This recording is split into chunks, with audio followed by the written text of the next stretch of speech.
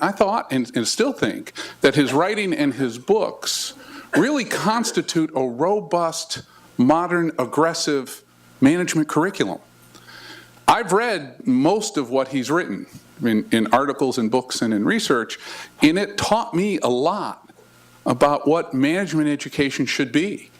So when I came to Philadelphia University and looked at what we were doing here, I started to see Roger Martin, and part of that is a steady diet of discussion with Randy about design thinking and integrative thinking and social innovation and jurisdiction and prosperity and all those, and the 6 things, I think you call them devotions, yes, that Roger Martin sort of feeds into everything he does in all his writing. That became a guidepost. It became an inspiration for the strategic plan at Philadelphia University. In a lot of ways, he's one of the founders.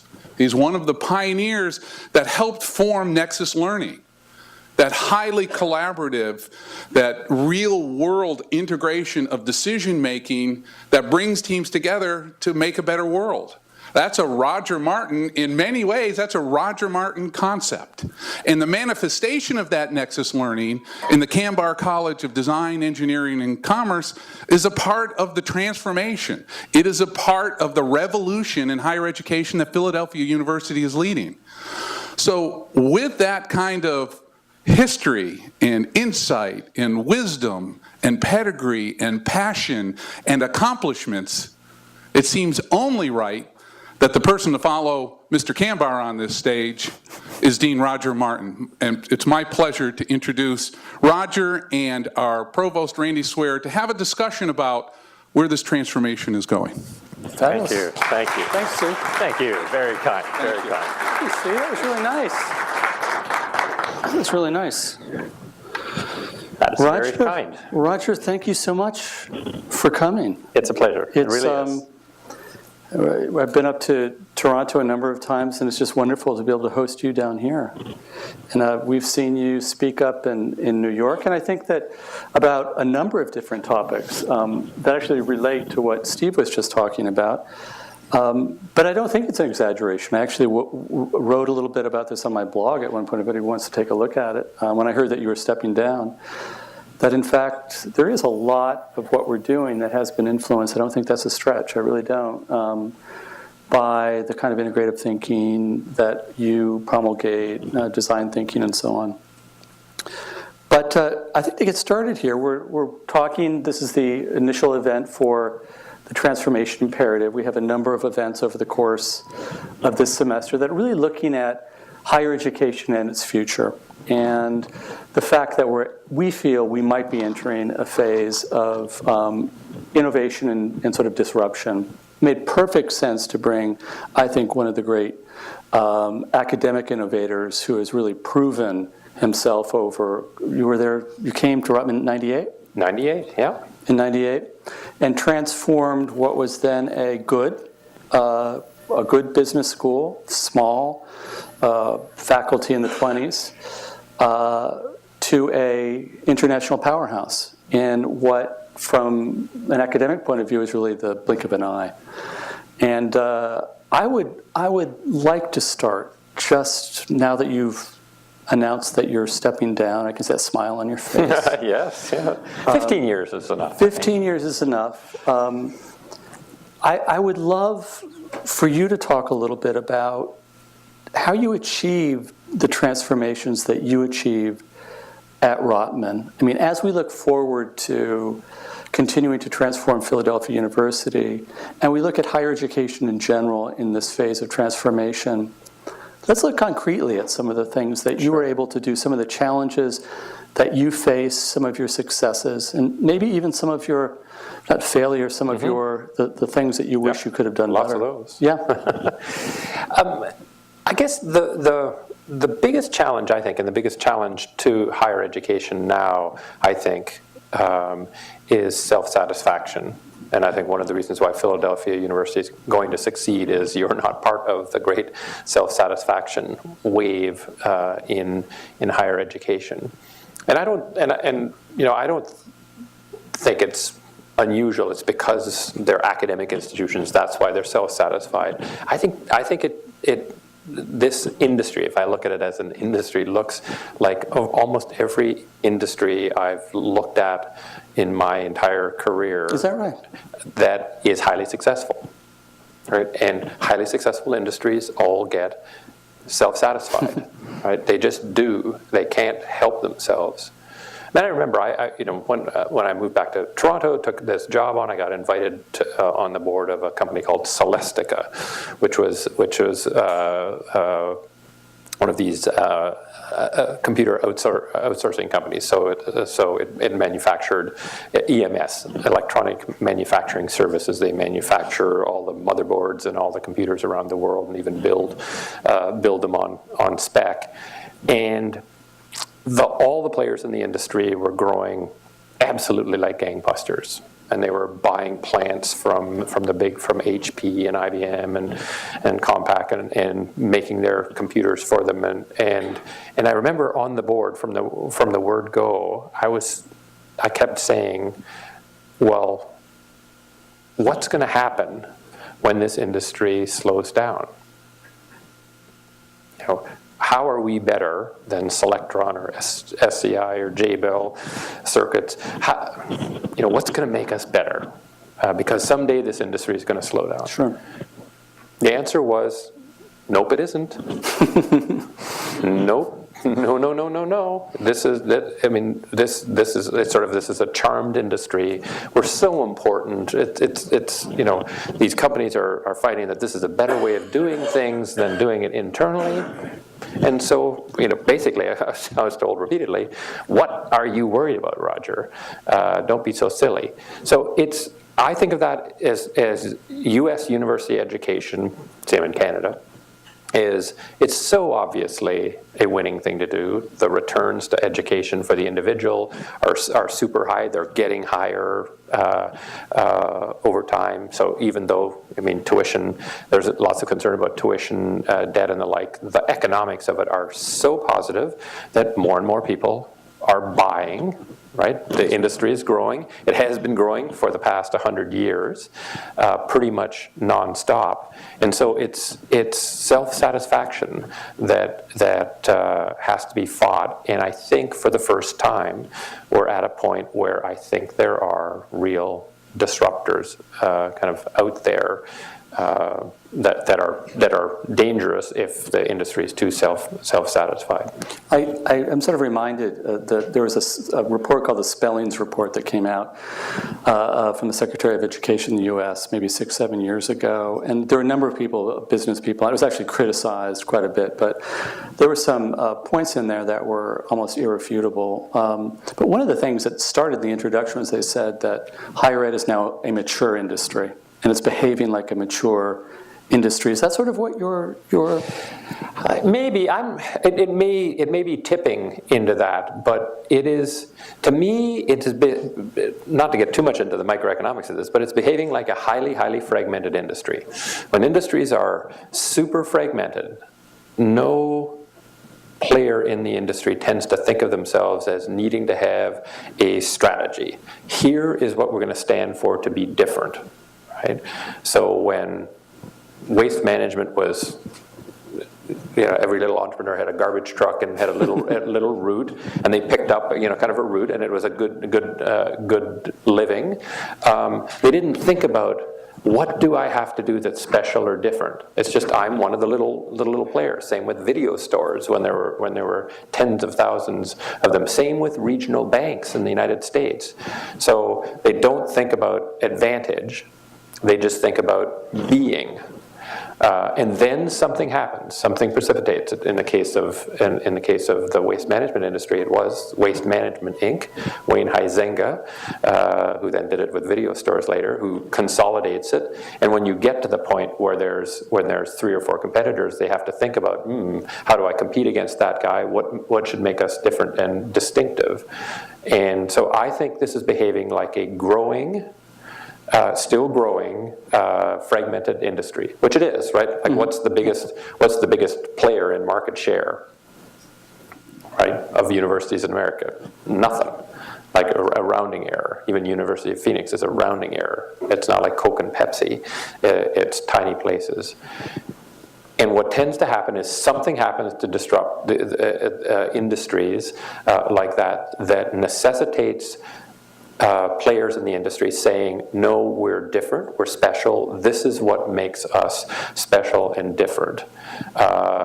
Typically, that happens too late, so that there is this disruption of some sort that's caused by something, and players then say, oh, we have to think about how we compete and what's our unique proposition, but it's too late for them. That's why I think what's going on here is tremendously important, and you are ahead of a game, and my prediction is over the next 10 or 15 years, there will be a whole lot of universities in this country, my own too, but in this country that are in deep trouble, because there will be disruption, and I think it's disruption from the bottom, as often happens, where lots more is going to go to low-cost online.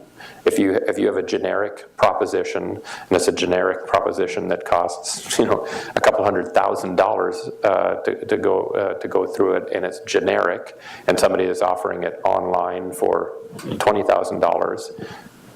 It's just going to, I think it's going to wipe out a lot of players, since it's so important, since the value proposition is so great for the ones that are special, they'll do fine. But I think I just applaud everything that you're doing to be distinctive before you have to be. Right. I don't think Philadelphia University today would have to be doing any of the distinctive things it has to do. It's doing them now. I think, my prediction, it's doing them now to be 10 or 15 years ahead of the coming crunch. Yeah, good. I mean, we all think exactly the same way, and we're all sort of pulling in the same direction. And one of the exciting things I think about being at Philadelphia University right now is a general sense that not only does this have to be done, it's exciting to do it. It's important to do it. You actually sort of answered one of the questions. I mean, this is called the transformation imperative, reframing the university. And it kind of implies in the title that we're talking about a kind of disruptive innovation. And I was going to say, you don't have to agree with that. Yeah. You could say, no, Randy, I don't think that there's a period of sort of disruption coming, but obviously you do. I do. And I guess one of my questions would be, what would some of the characteristics in your view be of that disruption? What are some of the things from your perspective and from your study of, institutions and corporations, what kind of things, what kind of disruptions might we expect? Well, I think there's two that I think will happen. I would predict will happen. One is simply a low-cost disruption that's going to take. I mean, I've been saying it in the MBA space, which is the space I work in to the greatest extent. 155,000 MBAs are given out a year in America, and I think within another 10 or 15 years, 40% of them are going to be low-cost online. Mm-hmm. So, just a huge amount of the market is simply going to disappear. And so, if you've got a generic MBA, you're gone. So that's one disruption. Like if you have a generic, 10 years from now, if you're offering a generic, it's just another MBA done this way, like with real student-faculty contact, all the good stuff, you'll be out of business. Yeah. The other disruption, though, I think that is waiting to happen, that I think you're part of, is a disruption that makes education more like life, not less like it. And I kind of think that we've been on a long-term trend to make education less like life. Right? Life is integrated and holistic, lots of confounding variables that influence each other, and you have to navigate through that. You can't operate in an organization and say, oh, sorry, I won't think about anything other than marketing problems. And, do you give me pure marketing problems? Anything else I ain't working on. how long are you going to last? Steve, how long are you going to last? You're done. Yeah, you're done last week, in fact. So life doesn't work that way. Life is messy with many confounding variables, and doing useful things in life involves being able to think in that fashion. And you know what we've done in the world of business, you know, my world of business education, I should say, is say no, that is really complicated. That is complicated. Let's just say, if we're only thinking about finance and nothing else, how would we think about that? And if we're only thinking about marketing and nothing else, how would we think about that? And so I think that's an exercise in making education less like life. And so I think the disruption is going to be at the other end, at the top end. Low end disruption will be, we can do that really cheap, no problem. You know, if that's what you want an unlifelike thing, we can do it online, cheap, no problem. And then the other will be, you know what, we can make business education or education in general more like life. And, you know, I may be saying it in too simplistic a way, but that's what I think your transformation is about. It is making this education more like life, so it does what? Prepare you for life. Yes, excellent. Correct answer. Rather than prepares you for a world that doesn't exist. And just to be clear, I mean, you're talking about much more than like an internship, and you're talking about curricular reform. You're talking about, we even spoke earlier about maybe integrating apprenticeship programs and that kind of thing into Yeah, you see, I mean, if you ask the fundamental question, why would you do organized formal education rather than purely 100% internship? You know, the view would be you can shrink the time, right? So I think actually the smart people in this room, if they wanted to become a doctor, you could all do it. You're smart enough to be able to do it without any formal training.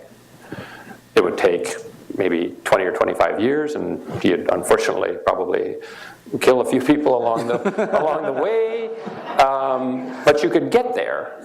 But we created these things called medical schools to say, you know what, we learned a lot about stuff that didn't work so hot, and we can teach that to you, and we can teach it to you pretty quickly, and in 4 years plus an internship, you can be a doctor, and you don't have to worry about, you know, accidentally killing people. So it is the proverbial stand on the shoulders of giants. We organize sort of knowledge and teach it to people in a shorter amount of time than it would take. Now, I think the best, absolutely, at least in my field, in the world of business, the best combination is some great formal education with then kind of an apprenticeship under a master, because I do not yet believe that we've figured out enough about business to be able to teach somebody how to be a great business person without the experience of a mentor, somebody who really takes what their formal knowledge is and helps that along. Well, if you're looking at the issue of disruption, you accept that disruption is going to happen in higher education. Then you begin to look at the issue around where are the opportunities to create value. And by value here, I'm going beyond economic value, academic value, social value, cultural value, all that kind of stuff. You've mentioned one, essentially integrating a bigger, maybe even potentially messier, real life kind of experience into the 2, 3, 4 years that a student is here. What are some of the other opportunities that you see that might arise from coming disruptions? Sure. Well, I guess I'd go a little bit deeper into this question of integration. I think the holy grail, the competitive advantage to go for is creating and teaching sort of the basic science of interdisciplinarity, right? So I don't think it's good enough. It won't be good enough to be truly transformationally disruptive at the top end to say we're interdisciplinary, right? So that we say you have to think about marketing and finance, or you have to think about engineering and design and business at the same time, and putting them together side by side, having people teach them side by side. Those are all great, right? That's a huge advance over the current advance. But I think the Holy Grail is the basic science of interdisciplinarity, right? Which is to say, what is the meta skill that enables me, you, anybody here in the audience, to be able to say, you know, I'm expert in electrical engineering, and Randy's expert in organizational dynamics. He's thinking about the problem in this way, I'm thinking about the problem in that way. What is the actual mechanism for taking how you're thinking about it and how I'm thinking about it, and thinking through how you think about those things together? See, I think that interdisciplinarity is as much a science as physics or chemistry or a medieval history. It's a discipline that hasn't been invented, right, except in practice, right? And if you think about it, like what's got me thinking about this is a long, long time ago in my wasted youth, as I watched what happened in companies as people progressed through companies. And the success rate for people in the early stages of their rise through companies, after an initial, some people just didn't work out at the start. After that, most people kind of worked out for a while until they hit what I called at that time the entry-level integration job. So if you took somebody who was managed a little plant, and then they managed a big plant, and then they managed 10 plants, and then you say, well, you run this division. Mm-hmm. Whammo, at that stage, 60-70% failure rate. After, so you take your best multi-plant manager and turn them into your, fabrics business unit manager, and a whole bunch of them fail. And by watching that long enough, I came to the conclusion that it was that Tom Wolfe could have written about this. It was the right stuff, right? How did you figure out whether you're a good division manager? You put them in charge and see if they crash and burn. And if they don't, they're great. And if they do, they're dead. And so ever since sort of seeing that, my view has been, and typically they don't get much help at that stage because nobody knows how to help them, because what they need is the science of interdisciplinarity, and nobody's taught them that. They didn't get it in their formal education. Nobody's taught them that. There's no training program. There's typically no mentorship. And so I've been focused on that ever since, which is to say, can't we figure out how to get that person who is thinking about manufacturing processes only thinking about that, and marketing and OB and all the other disciplines. So that's the Holy Grail. And I think what I'd say just aspirationally for Philadelphia University is you're taking the next step into being interdisciplinary. That is super important, and you're going to learn and have a learning laboratory that will enable you to explore the science of interdisciplinarity. Just don't stop at being interdisciplinary.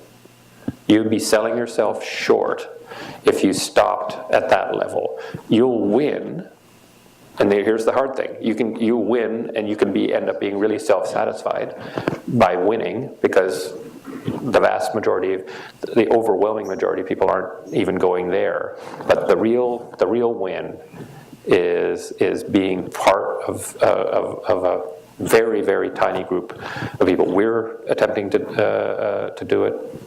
You guys can, but hardly anybody is, from my experience. And, continuing on this on this theme of innovation, and one of the areas that we're thinking a lot about here at Philadelphia University, and we've spoken about this. It might be surprising to some people in the audience to know that Roger's actually deeply interested in liberal arts, in general studies. I mean, it's one of the areas that we've had a number of, over the years, great conversations about.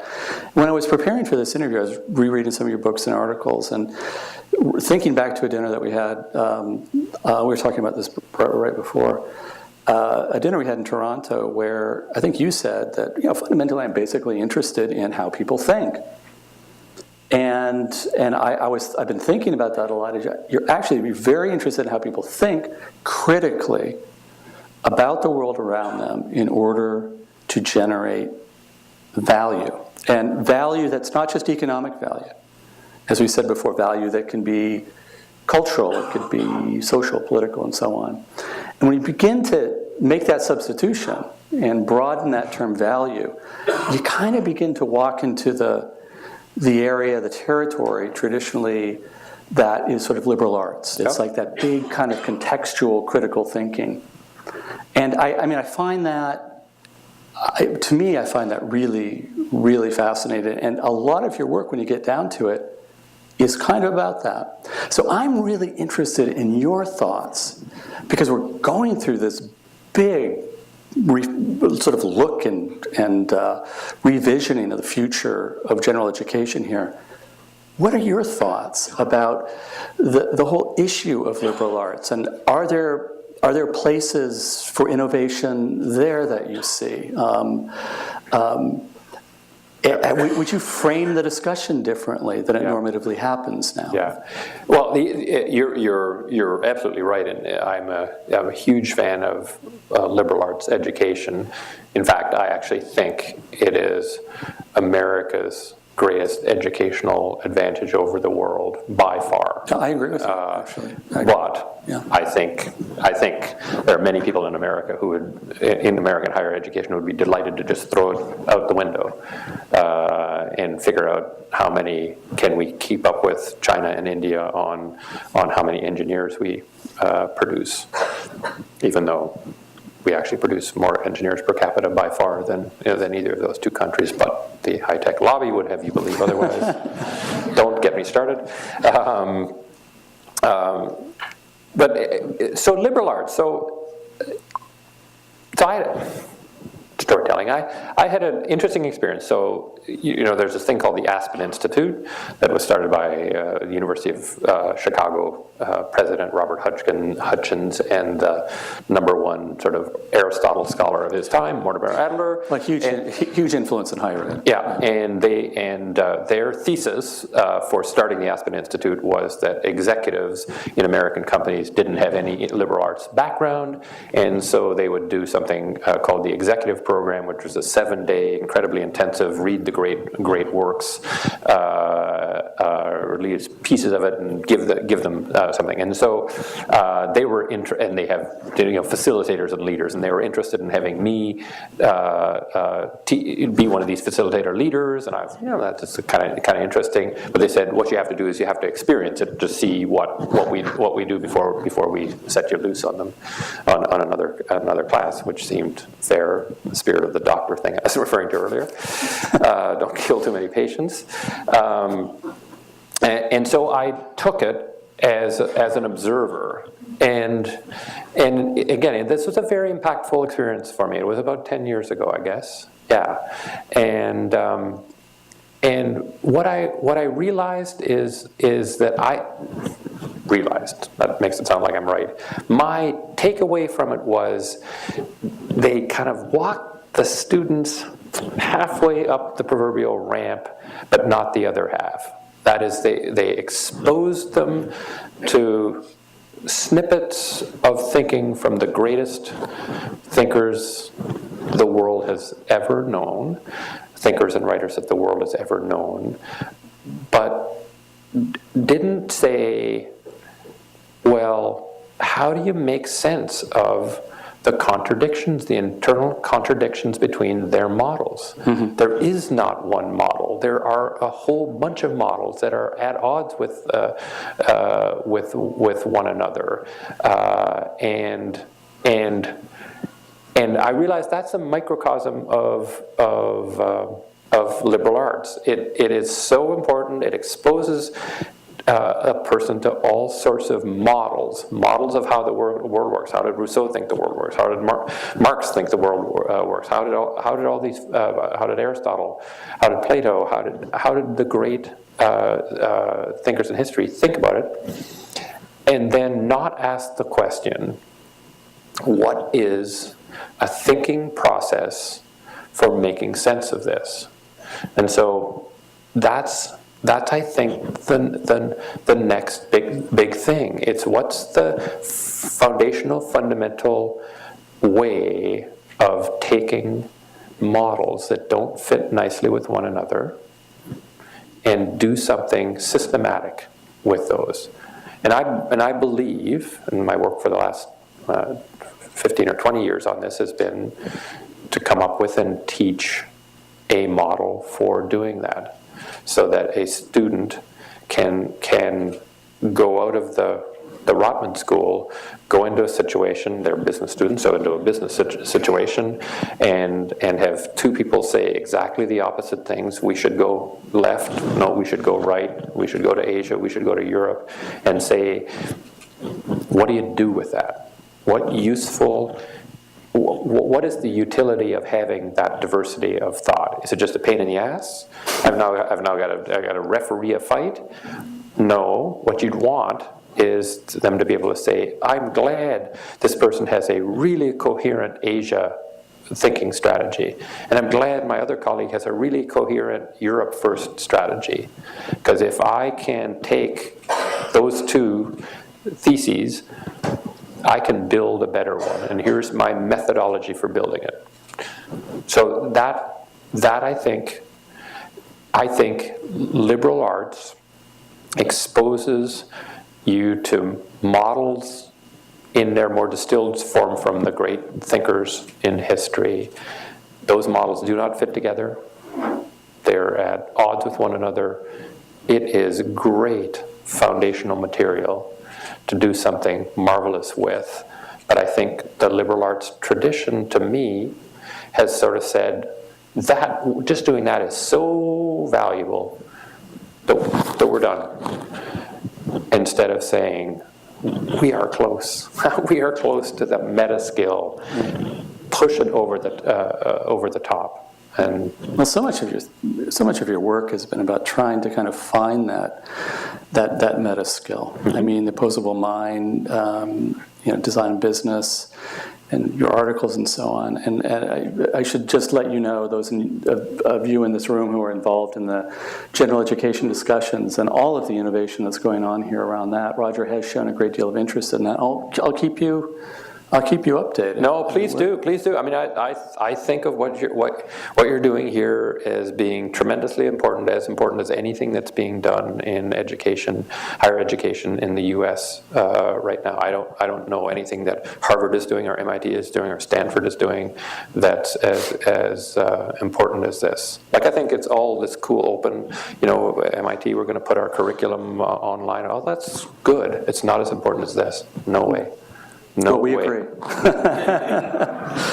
I'm going to shift now to some questions that were submitted in advance by members of our audience. There's a question here. Design thinking, quote unquote, has been successful enough as a concept that people, processes, and programs have begun to apply it indiscriminately. It's in danger of becoming a business buzzword and losing its intellectual equity. What are the hallmarks of real design thinking? And how might an educational program best demonstrate its credibility in teaching design thinking? Sure. Well, I do think there's some truth to the statement, and I generally just actually don't think of it as a bad thing. I mean, imitation is the sincerest form of flattery. If a whole bunch of people out there are saying, I like design thinking, it means the design thinking movement is being flattered by more people doing it. the minute you get more people doing it, you'll get variability. You know, one of my beloved mentors, Chris Ardress, you know, he always said, Roger, there is variance. And because he would always remind me, no, there isn't sort of, you know, kind of one answer. People aren't all this way. There's variance. And so that's life. That life is some kind of a curve. And there'll be great practitioners of it and schlocky ones who say, hey, man, I can sell some consulting services by calling it design thinking because that's cool now. I don't get terribly... I mean, I just don't get terribly fussed by that because it means it's kind of important stuff. What I think, so I've had lots of, I know he's a mutual friend, good discussions with Patrick Whitney about this from the Design or Institute of Design at IIT, and you know his concern about design is simply being sort of conceptually rigorous about it. And so I think great design thinking education will just sort of state its premises. Here's how we think it works. Here's our premises. Here's what we think will happen when you do this thing called design thinking using this process, and that rigorously observes whether it works the way we thought or not, and continually upgrades the methodologies, the process, the thinking. So just to make it into that kind of a discipline. And what Patrick, as you probably know from talking him to, is not thrilled about in design education generally, is how much reflectiveness is required. Right. Yeah. It's more, you know, the design tradition is more kind of do. Yes, you have a critique of it, crit, which is helpful, but it's somewhat different than reflection, right? It's somewhat different. It's sort of here's a whole bunch of people giving you their opinion, which is what? Non-integrative, right? They'll all give their different opinions, and so to make something sensible and useful out of that, you've got to figure out how to knit them together, which is the sort of the reflective part. And so I would, you know, if this place wants to be, and I know it does, as exemplary as possible in teaching design thinking, I'd have a very substantial reflection. What were you trying to accomplish? What did you think would happen? A good thing to ask them to write down before they do what they're doing, because human beings have the ability to ex post rationalize anything, which is, it worked out exactly the way I said would be your normal reaction, and then to be asked to reflect on it afterwards. Mm-hmm. What about what I thought would work out well didn't work out so hot? What does that mean for my theory the next time I do this?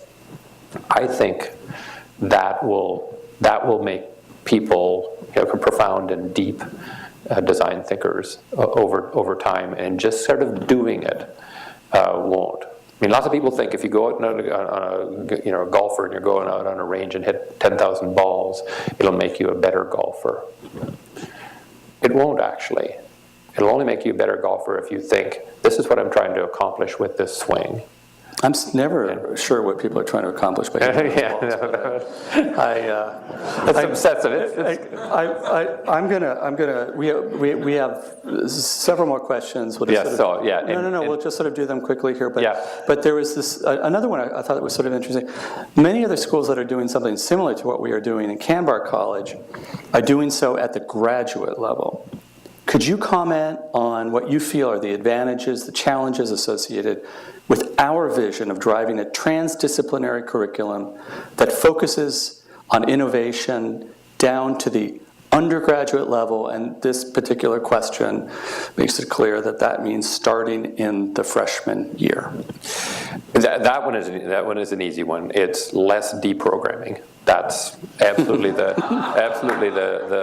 key, and we are so, you know, we're doing this whole integrative thinking thing at the Rotman School, starting at graduate education, and I've come to the conclusion that that's way too late. And we now have this fantastic initiative at the school. This wonderful woman named Ellie Avishai and Jennifer Riel and Josie Fung and Noga Kornberg are doing now a program called I Think. They've taken the business out of it and are calling it I Think and teaching it to high schoolers. And in fact, we're now experimenting with teaching it to elementary school kids, and they're fantastic. They're utterly fantastic. Didn't you say to me last time, or sometime we saw each other, that in terms of looking back at your legacy, that I think was going to be one of the most important things that you would leave behind? Yeah, and maybe the most important thing, because it's just, and again, where I came to the conclusion of is we did a pilot with it was a girls' school, a girls' private school,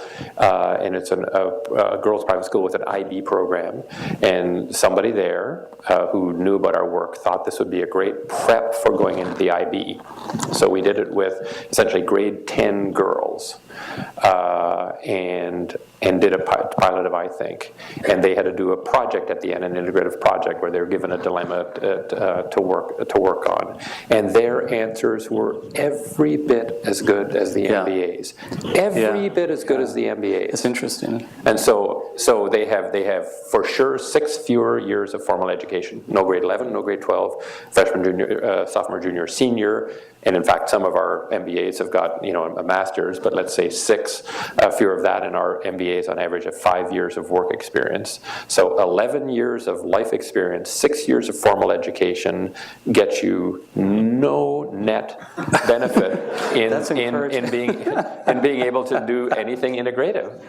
And that's when I just said, holy smokes, we got a problem here, and we got to go down lower. And so we have this huge pilot on at the Toronto District School Board, and doing the coolest thing. And the students come in, and after we did these private schools, because it was easier to do it first, the Toronto District School Board came and said, "Why are you doing it just for rich kids?"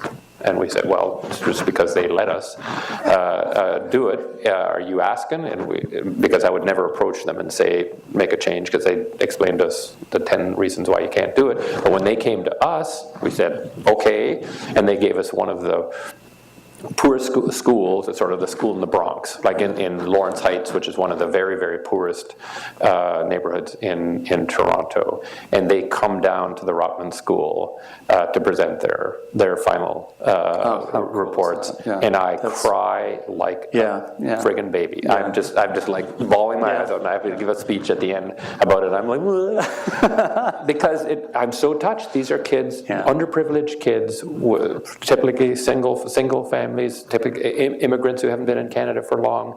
Their answers are so good. All they need is a set of tools for doing this, some guidance and some encouragement, and they're fantastic. Well, Ron Kander, Executive Dean of DEC,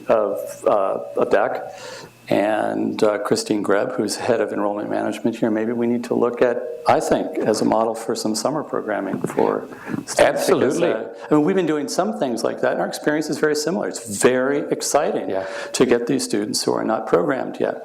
I have one last submitted question. I'm just going to leave the easiest one for last, if it's okay. Can innovation be taught? Absolutely. Okay. Absolutely, positively. You can't make people innovate, but you can teach them how to innovate if they so desire. And I have just no doubts about that whatsoever. You can teach corporate people to innovate. You can teach MBA students to innovate. You can teach commerce students to innovate. The whole notion that innovation is some kind of mystical, magical thing, I just think is hype. And it scares off lots of people from being innovative. There's processes that you can teach. Getting deep user understanding, how to ideate, how to brainstorm, how to create new ideas and test them out and make them better. Most people think, and Bill Buxton's probably a buddy of yours too, Sketching User Experience. He's got this great book, Bill Buxton, Sketching User Experiences, and he's got a sarcastic chapter on the instant success of the iPod.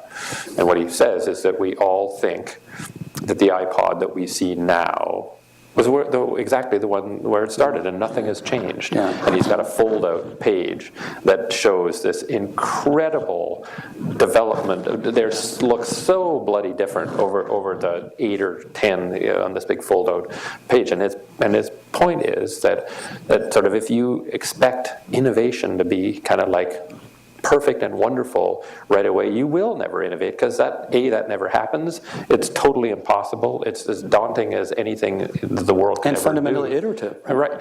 But if instead you say, we're going to give it a try and get something decent and get some feedback and make it better and make it better and make it better, then you can get 70% of the MP3 player market at a price premium. But that did not happen.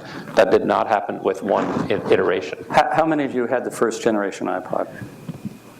You remember those? Those big bricks with the wheel on it? No, it's amazing to look at it now, what's happened.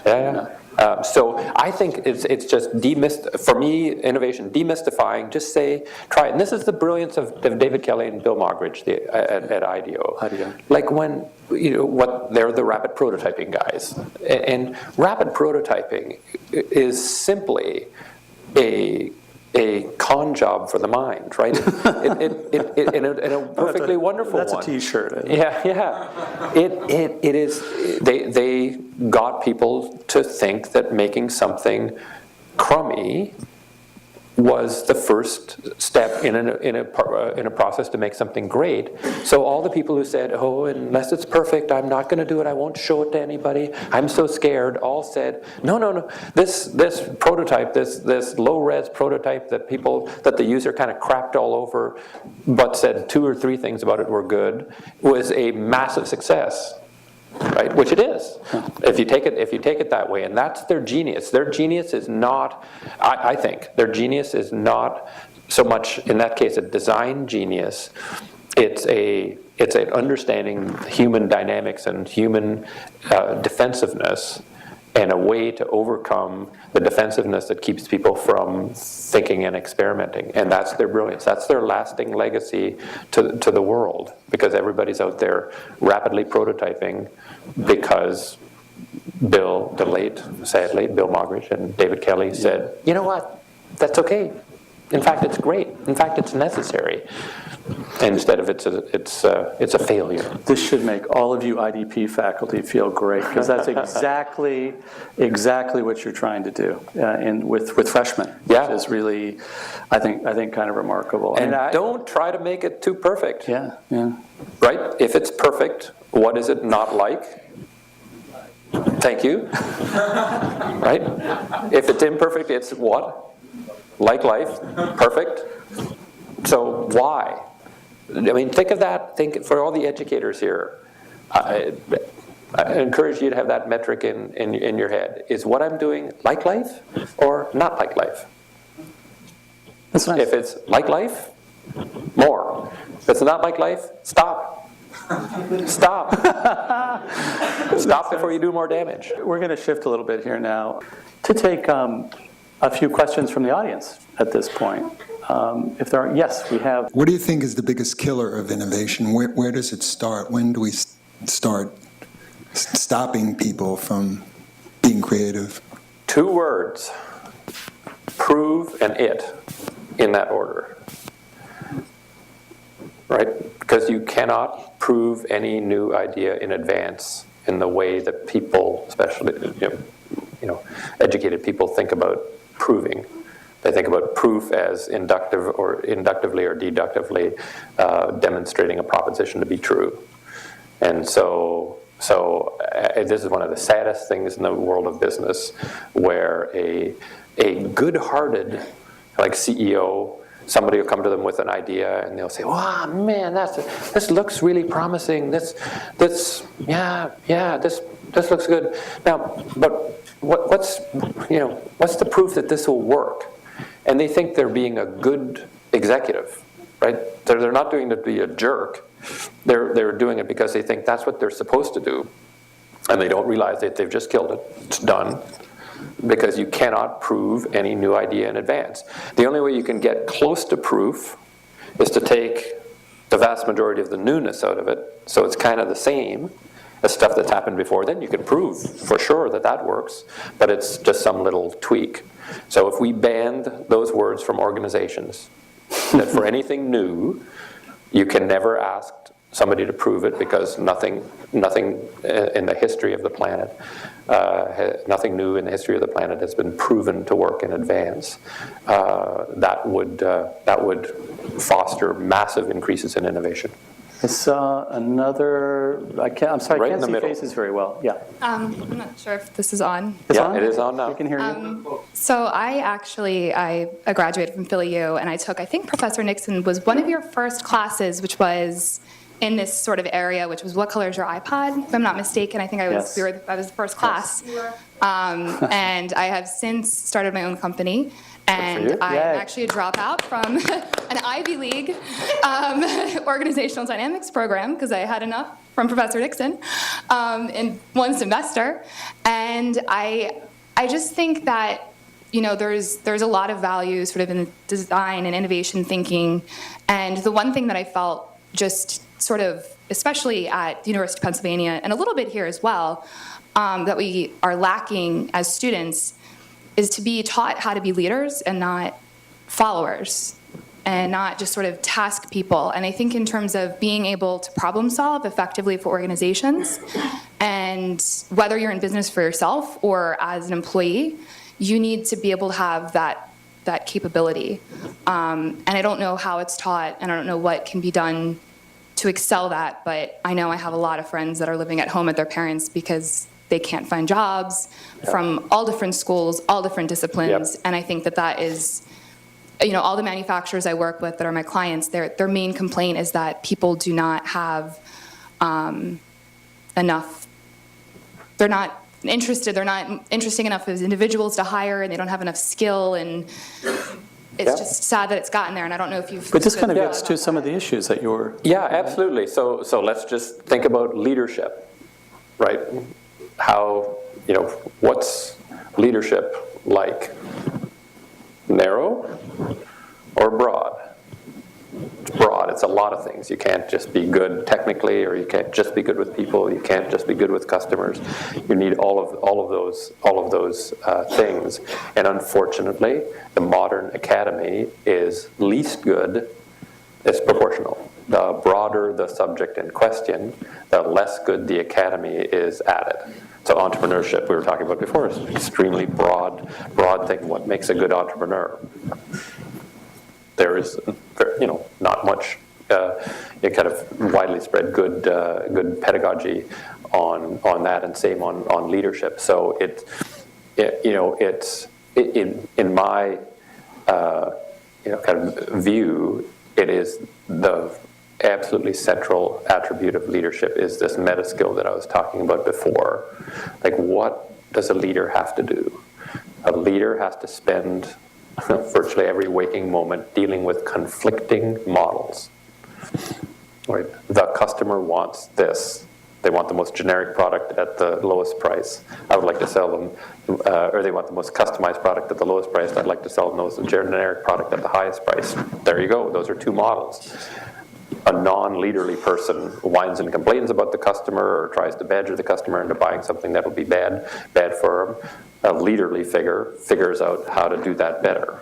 And, you know, same thing, a leaderly figure figures out, you know, my head of marketing is fighting with my head of manufacturing, rather than slapping them and saying, shut up, can you do something better? It's that skill of being able to figure those things out. So my own cut on leadership is, if we can teach that meta skill, we will be teaching leadership, whether we call it leadership or not. Now, though, I mean, you know, sort of unrewarded genius is a proverb at this point, practically, and I think that there's a lot of really intelligent, good problem solvers, which I think is a lot of the unemployed MBAs out there in the world, or underemployed MBAs. And I think that it's almost like persistence that needs to be taught, and it's omnipotent in terms of being able to be successful, and it's something that I don't really feel at any point in my education I've ever was taught. Yeah, no, there's sort of their fact around there, or at least an analysis around there that kind of persistence, stick-to-itiveness is as important as general intelligence. So when you try and correlate success with anything, G, general intelligence, accounts for about 30%, the R squared on it is 30%, and same with sort of a measure of how much are you willing to persist, hang in there, stick to things. It's those, and everything else is tiny. So it's 30, 30, and everything else tiny. So you're right, and yeah, we don't teach it.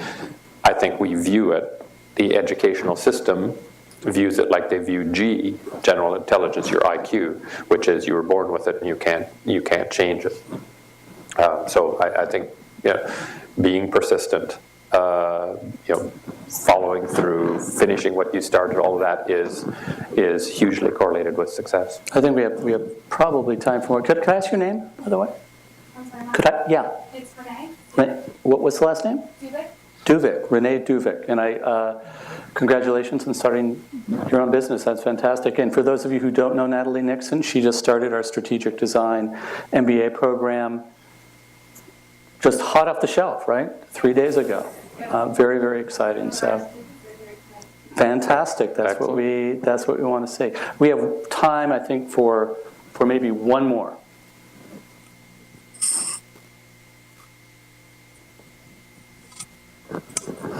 Just a couple of anecdotal observations about the low-cost online.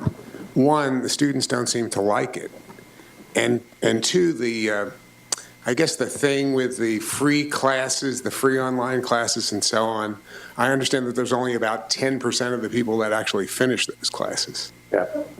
Yeah, I mean, that's I guess why I think of it as low-end disruption. I mean, like in the MBA business, there is that's a growing segment, and I think it's because there are a bunch of people in companies that have internal job postings, right, that say, if you don't have these 3 letters, you cannot apply.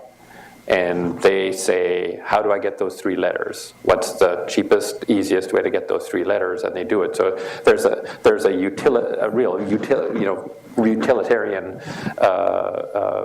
side to it. And I think it's not as obvious like the MBA. It's one distinct thing, and so those 3 letters mean something quite distinct. Undergraduate education is much broader, and so you may not have that same thing. But yeah, I'm not a fan of pure online education. In fact, I don't even like to categorize it as online versus classroom. I think the future education is going to be a mix of synchronous activities where people show up for generative learning experiences together, and asynchronous stuff that is better gotten in your pajamas at your computer at home when you want to do it, and it's figuring out the combination of those things. My prediction is that contact hours by professors are going to drop, but the value per contact hour of learning is going to go up in the future. That would be my prediction.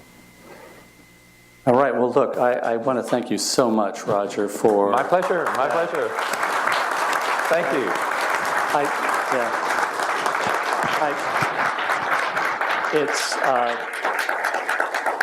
I think it's so important, to have really significant outside voices constantly coming in during a period of big change at any institution. And we're trying to bring in the very best we can find. And I think you were just perfect for framing the transformation imperative. I mean, we spoke about transformation in higher education, a whole bunch of other stuff too. But what an interesting discussion. Thank you so much. Well, thanks. Yeah, it was a pleasure. Thank you. Yeah. Thank you.